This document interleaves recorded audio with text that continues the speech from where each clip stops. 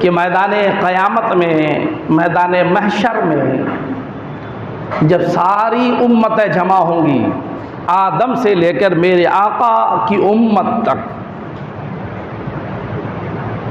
तो ये मेरे आका की अज़मत भी है, मेरे आका की रिफ़अत भी है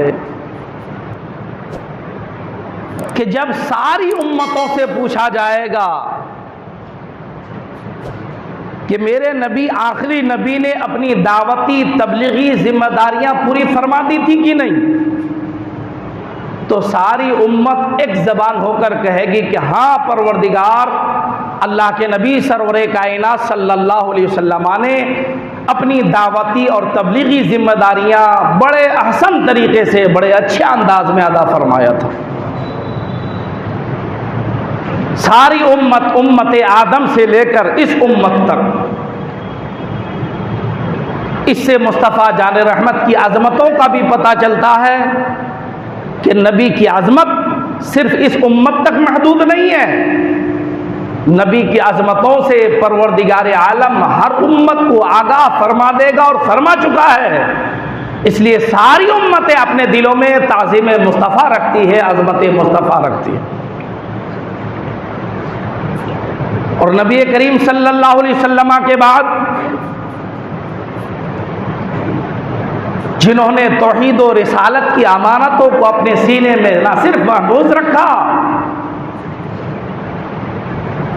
बल्कि हर तरह की कुर्बानियां देकर, हर तरह की तकलीफें उठाकर इस मजहब मुहज़्ज़ब को, रब के इस पसंदीदा मुंतखब दीन को बड़े अच्छे अंदाज में आने वाले लोगों तक पहुंचाया। उस मुबारक जमात को सहाबा की जमात, अहले बैत अतहार की जमात कहते हैं कि उन्होंने अपनी जिंदगी के हर तरह के सरमाए को गंवाना मुनासिब तो समझा, मगर नबी की कोई बात, नबी का कोई तरीका, दीन का कोई तरीका रह जाए उन्होंने कभी गवारा न किया। हद यह है कि मुस्लिमों बुखारी के अंदर ऐसी कई हदीसें मौजूद हैं कि सहाबी से अल्लाह के नबी ने फरमाया, मैं तुम्हें यह हदीस बता रहा हूं मगर तुम किसी को बताना मत। सहाबा से ज्यादा वफादार कौन हो सकते हैं? मुस्लिम शरीफ की हदीस पाक, एक सहाबी से अल्लाह के नबी ने फरमाया, जब सहाबी ने पूछा हुजूर मुझे जन्नत जाने का तरीका बताइए, जहन्नम से बचने का तरीका बताइए, तो अल्लाह के नबी ने फरमाया मैं बता रहा हूं मगर दूसरे लोगों तक ये बात मत पहुंचाना। तो अल्लाह के नबी ने इरशाद फरमाया कि जो सच्चे दिल से ला इलाहा इल्लल्लाह मुहम्मदुर रसूलुल्लाह पढ़ लेगा, सच्चा मोमिन रहेगा, सच्चा मुसलमान रहेगा, वो जन्नत में दाखिल होगा। आका ने फरमाया ये बात किसी को बताना मत। अब ये सहाबी रसूल ने बताया नहीं। जब मर्ज़े विसाल में मुब्तला हुए, जिंदगी के आखिरी पड़ाव में हैं, तो कुछ सहाबा को बुलाया और फरमाया कि अल्लाह के नबी ने मुझ तक जो बातें पहुंचाई थी मैंने सब पहुंचा दी, कुछ छोड़ा नहीं, सब पहुंचा दिया, मगर एक बात, एक हदीस जो मैं लोगों तक ना पहुंचा सका सरकार के मना करने की वजह से, लेकिन आज मैं वो बात भी पहुंचा रहा हूं ताकि मेरे मरने के बाद कहीं ऐसा ना हो कि आका की वो हदीस मेरे साथ दफन हो जाए। और मैं चाहता नहीं हूं कि नबी की कोई बात मेरे साथ दफन हो जाए, कौम तक ना पहुंचे। ये सहाबा का जज्बा था। कहा भाई वो कौन सी हदीस है कि आका ने तुमसे फरमाया भी और तुमसे कहा भी कि इसको किसी के सामने बयान मत करना? तो उन्होंने यही कहा था कि हुजूर ने ये इरशाद फरमाया कि जिसने ला इलाहा इल्लल्लाह मुहम्मदुर रसूलुल्लाह सिद्क़े दिल से तौहीद और रिसालत के तकाजे के मुताबिक पढ़ा, अल्लाह उसे जन्नत में दाखिल फरमाएगा। ये हदीस मैंने इसलिए अब तक बयान नहीं किया था कि सरकार ने मना फरमाया था, लेकिन अब मैं इसलिए बयान कर रहा हूं क्योंकि मेरे दुनिया से जाने का वक्त आ गया है।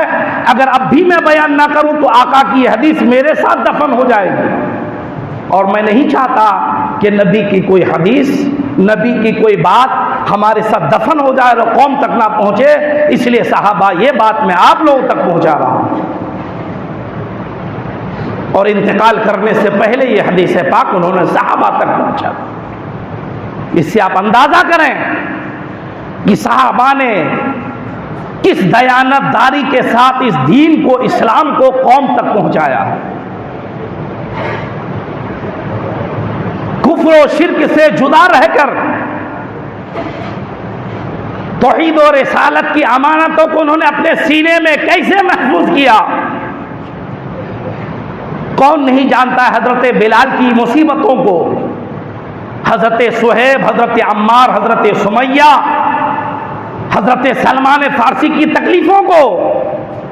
सिर्फ कलमा पढ़ने की बुनियाद पर हजरत सुमैया इस्लाम की पहली शहीदा खातून शहीद किया गया, उनके शौहर को शहीद किया गया, यासिर को।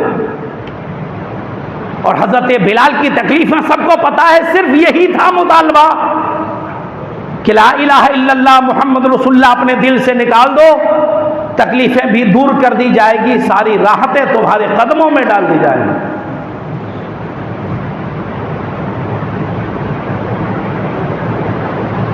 मगर इकबाल ने साहबा की तारीख पढ़ के यही शेर कहा था कि तौहीद की अमानत सीनों में है हमारे, आसान नहीं मिटाना नामो निशान हमारा। जब तक मुसलमानों तुम्हारे दिल में तौहीद और रिसालत की अमानतें बाकी रहेगी, तुम्हारा नामो निशान नहीं मिटा सकता है कोई।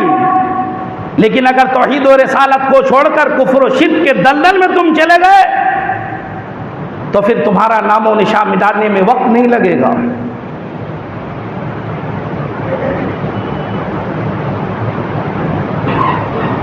यही वो अमानत है तौहीद और रिसालत कि कुछ बात है कि हस्ती मिटती नहीं हमारी, सदियों रहा है दुश्मन दौरे जमा हमारा। सदियों जमाना दुश्मनी पे तुला हुआ था, लेकिन अल्हम्दुलिल्लाह मुसलमानों की हस्ती तब भी बाकी थी, अब भी बाकी है। और अगर तौहीद और रिसालत की अमानतें हमारे सीनों में मोजज़न रही तो क़यामत तक इंशाअल्लाह हमारा नामो निशान कोई नहीं मिटा सकता। लेकिन यहां आलम यह अजीब व गरीब है, हिंदुस्तान के अजीब व गरीब हालात में भी हमारे मुसलमान होश के नाखून नहीं ले रहे हैं।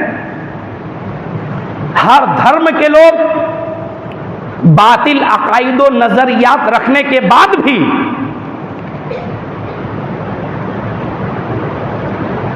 नर्क व स्वर्ग का तसव्वुर, जन्नत व जहन्नम का तसव्वुर हर धर्म में है।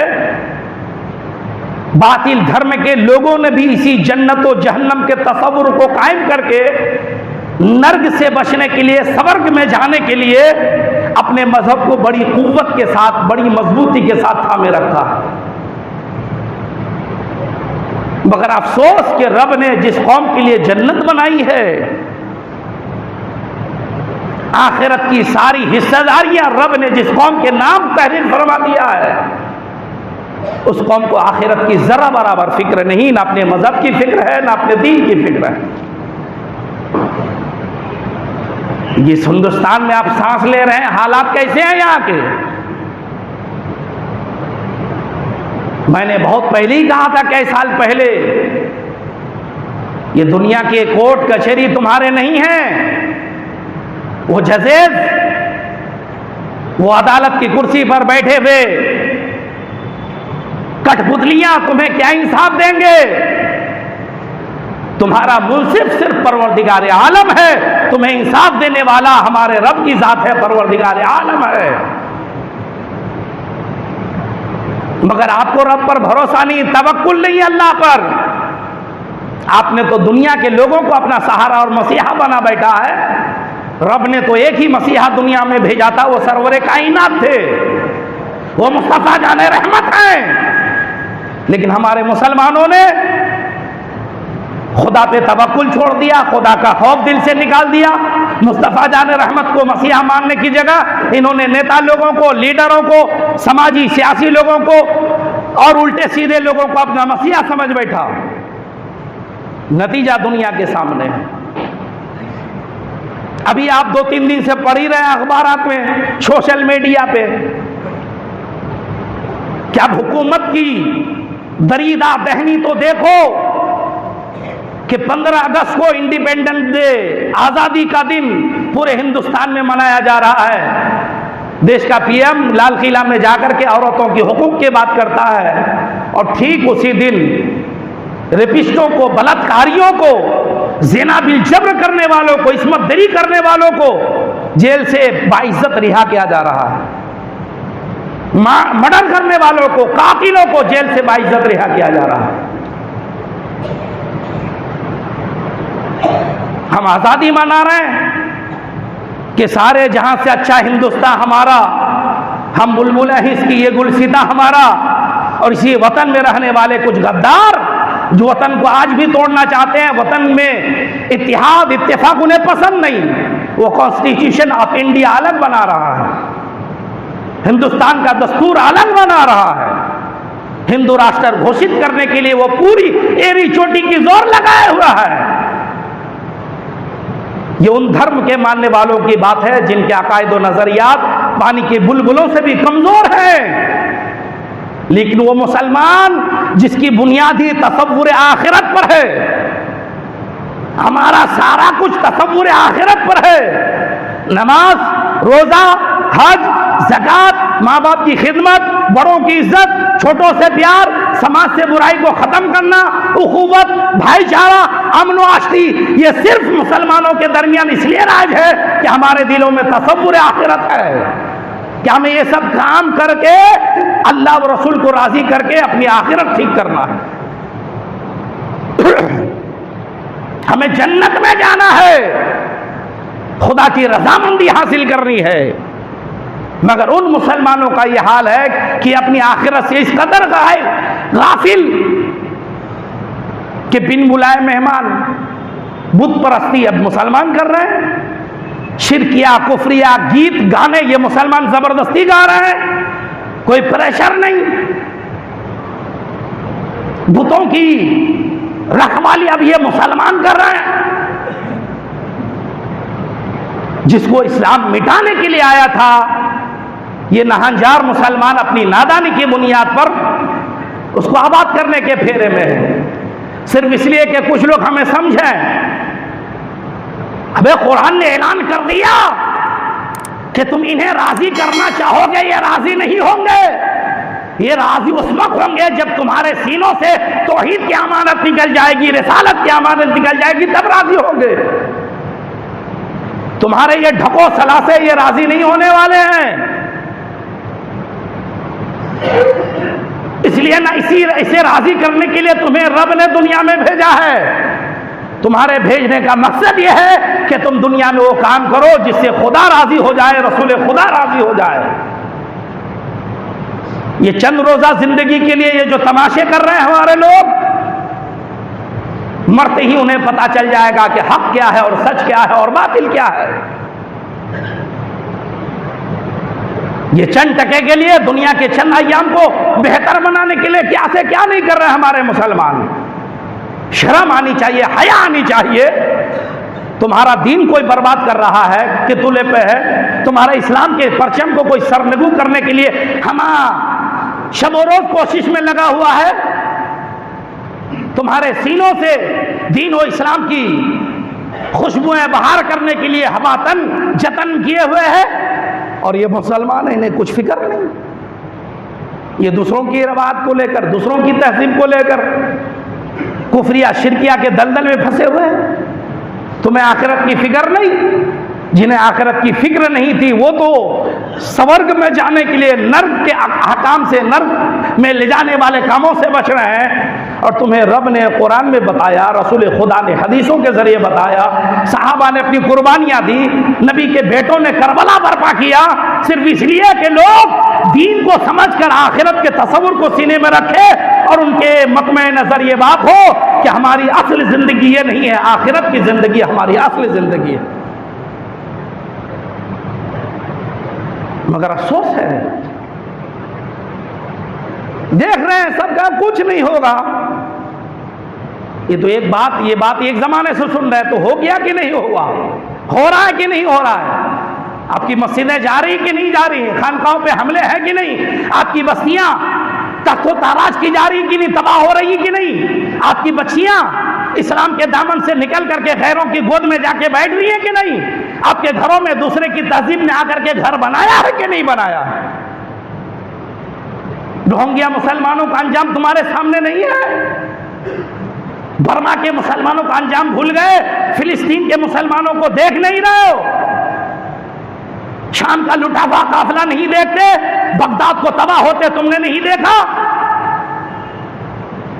स्पेन के अंदर 700 साल हुकूमत किया मुसलमानों ने, वहां मुसलमानों की तबाही तुमने नहीं देखी? अब जो तुम तमाशा कर रहे हो कि नहीं, अब देखा जाएगा, कब देखा जाएगा? इसलिए मुसलमानों, छोड़ दो शिर्क व बुत परस्ती के ये फंदे, गैरों के बुतों की हिफाजत का फंदा छोड़ो, अपने ईमान की हिफाजत करो। पहले तुम मुसलमान हो जाओ। अल्लाह ने कुरान में फरमाया, या अय्युहल्लज़ीना आमनू उदखुलू फिस्सिल्म काफ़ा, ईमान वालों इस्लाम में कंप्लीट दाखिल हो जाओ। रब्बे जुल जलाल बेईमानों से नहीं कह रहा है, ईमान वालों से कह रहा है। ईमान वाला मुसलमान हो जा, मुसलमान इस्लाम का मानने वाला हो जा। तेरे जिम्मे गिरजा, मंदिर, माबद बचाने की जिम्मेदारी नहीं है, और ना ही तू मस्जिदों को बचा सकता है। तेरे जिम्मे यह है, अजान हो तू पेशानी जाकर खुदा के घर में झुका दे, वो मुहाफिज तेरे घर की हिफाजत फरमाए, वो तेरा नासिर और मददगार है। इसलिए पहले मुसलमान तो बनो। डॉक्टर इकबाल ने पहले तो कहा था, तुम सैयद भी हो, मिर्जा भी हो, अफगान भी हो। तुम सैयद भी हो, मिर्जा भी हो, अफगान भी हो, तुम सभी कुछ हो, बताओ तो मुसलमान भी हो। उस मुजाहिद ने पहली वार्निंग दे दिया था, और वाकई इस जमाने में है। कोई नेता है, कोई समाजी खिदमत गुजार है, कोई सियासी है, कोई अमीर है, कोई गरीब है, कोई फकीर है, कोई सैयद है, कोई पठान है, कोई मिर्जा है, कोई शेख है, सब है। तो मुसलमान कौन है? इस्लाम की हिफाजत करने वाला कौन है? परचम इस्लाम को लहराने वाला कौन है? पहले मुसलमान बन, मुसलमान। छोड़ दे ये गैरों की चापलूसी करना। सच्चा मुसलमान हो जा, पक्का मुसलमान हो जा। तुम्हारे एक आदमी के चापलूसी करने से पूरी कौम से दूसरी कौमें खुश नहीं होंगी। अलबत्ता अगर सारे मुसलमान एक होकर तौहीद और रिसालत की शमा अपने सीने में महफूज रखेंगे, इस्लाम का परचम बुलंद होगा। इस्लाम का परचम दुनिया में बुलंद होगा, हमारा परचम आखिरत में बुलंद होगा। मर जाओगे, चले जाओगे, जहन्नम में सड़ जाओगे, कोई याद करने वाला नहीं। तुमसे बड़े बड़े तुर्रम खां आए चले गए, तुमसे बड़े बड़े बुत के पुजारी आए चले गए, तुमसे बड़े बड़े हिंदुओं दूसरे नेताओं की चापलूसी करने वाले आए चले गए, मगर है उनका कोई नामो निशान? है उनका अता पता कर लेने वाला? मगर सहाबाए किराम की जमात है कि उन्होंने अपनी जिंदगियों से समझौता तो किया, ईमान का समझौता नहीं किया, इस्लाम का समझौता नहीं किया। हजरत बिलाल की तुरबत अथर से आज भी ये सदा आ रही है कि जान मांगोगे तो जान देंगे, माल मांगोगे तो माल देंगे, हमसे ये हरगिज न होगा दोबारा, नबी का जाहो जलाल देंगे। मगर बिलाल का परचम आज हर घर में लहरा रहा है। चापलूस चमचे चले गए, बिलाल का परचम कल भी लहरा रहा था, आज भी लहरा रहा है, और मैदान महशर में भी लहराएगा। वो मकाम बिलाल को हासिल होगा कि पूरे महशर वाले पूछेंगे कौन है, तो फख्र से आवाज दी जाएगी कि ये नबी का मुअज्जिन, इस्लाम की सदा बुलंद करने वाला हजरत बिलाल है।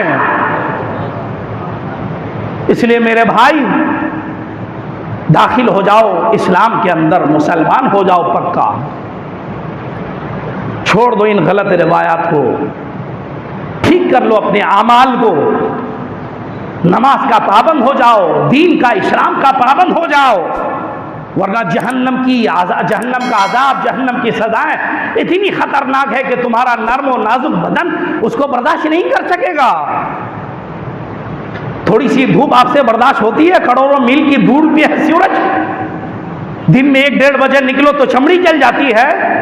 मैदान महशर की वो तमाज़त, वो गर्मी कि सूरज एक हाथ करीब और अभी से कहीं ज्यादा, हजारों गुना ज्यादा उस धूप के अंदर तेजी, पसीना से पूरा मैदान महशर अटा पड़ा होगा, लोग डूब जाएंगे पसीने में। ऐसे मौके में रब्बे जुल जलाल तुमसे पूछेगा, मैंने तुम्हें दुनिया में नेतागिरी करने, चापलूसी करने, बुतों की हिफाजत करने, शिरकिया कुफरिया गीत गाने के लिए भेजा था कि अपनी तौहीद और रिसालत की तरवीज व इशाअत के लिए और नमाज रोज़े हज व ज़कात के लिए भेजा था? बता। उस वक्त रब पूछेगा, बर्दाश्त कर पाओगे? जवाब देना तो दूर की बात, वहां कैफियत क्या होगी, आलम क्या होगा? उस खनकती धूप में, उस तेज धूप में फिर रब्बे जुल जलाल गज़बनाक होगा। जन्नत को रब ने पैदा फरमाया, जहन्नम को रब ने पैदा फरमाया, फैसला भी हुई रब्बे जुल जलाल फरमाए। इसलिए मुसलमानों, बात की चीजों पे फख्र न करो। अव्वले फुर्सत में रब्बे जुल जलाल जब तुम्हें पूछेगा, क्या जवाब दोगे, क्या मुंह दिखाओगे दावरे महशर के सामने, पहले तुम्हें उसके बारे में सोचना हो। मरने के बाद क्या करोगे? इसलिए ये चंद साल की जिंदगी को नामवरी, शोहरत, मकबूलियत की खातिर अपने ईमान को दांव में मत लगाओ, अपने इस्लाम को दांव में मत लगाओ। हालात हिंदुस्तान के बद से बदतर हो रहे हैं, 23-24 में हालात और खतरनाक हो जाए। इसलिए मुसलमानों, इत्तिहाद अपने अंदर पैदा करो। एक मुसलमान दूसरे मुसलमान का खैर खा बन जाए, भलाई करने वाला बन जाए।